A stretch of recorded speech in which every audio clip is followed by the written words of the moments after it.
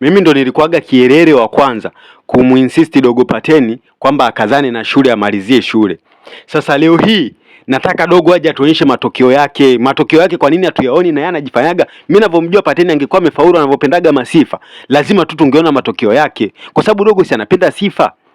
Sasa mbona Kpizo kayaonyesha matokeo, watu kibao wameonyesha matokeo yao, watu wanapaka wanaposti mitandaoni, lakini kwa Dogo ninavyomjua angekuwa amefaulu, kwa vyovyote vile amefeli. Angekuwa amefaulu lazima matokeo yake angeanika mtandaoni. Dogo si anapendaga masifa, kwa nani asijua sifa za Dogo? Dogo wewe hizo sifa, yani sifa unazozipenda sasa tuonyeshe na kwenye mashule. Mimi ni mara kibao clip nyingi nimepostigi kukwambia Dogo usome shule.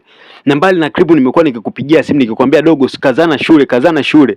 Lakini leo hii matokeo umekaa kimya, watu si tuelewe nini? Sisi tunachoelewa kwamba umeshajenyea tayari. Yani haka kademu ukikaangalia tu nikanaonekana yani kaishapagawaga sana. Ukikaangalia matatu kalivyojichubua, up from nowhere kanakuja tu kuambia eti sijui wanawake weusi sijui nini. Yani wewe Vanilla umeongea pumba ambazo hazijawahi kufaa katika jamii.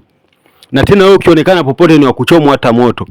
Kwa sababu wewe ulivyokaa tu unaonekana umepagawa. Yani Mungu anisamee, lakini unaonekana kama ni mtu ambaye alishapitiaga maisha, yani kama ya Bahmedi fulani hivi, akapitia akaenda huko akatoka. Ni mtu ambaye amehangaika na maisha sana.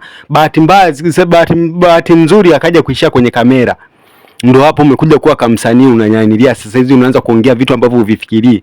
Sasa mimi najua tu umeongea kwa ajili ya kutafuta tension ya watu, lakini so far umeongea pumba. Utaumwa, utakosa misaada ya watu, watashindwa kukusaidia. Lakini jinsi ulivyokuwa umechakaa, jiangalie saizi na mwanzoni ulikuwa umechakaa. Mwanzoni ulichakaa sana, ulikuwa ni keusi yani kama masizi. Sasa umeenda umejikoboa ngozi.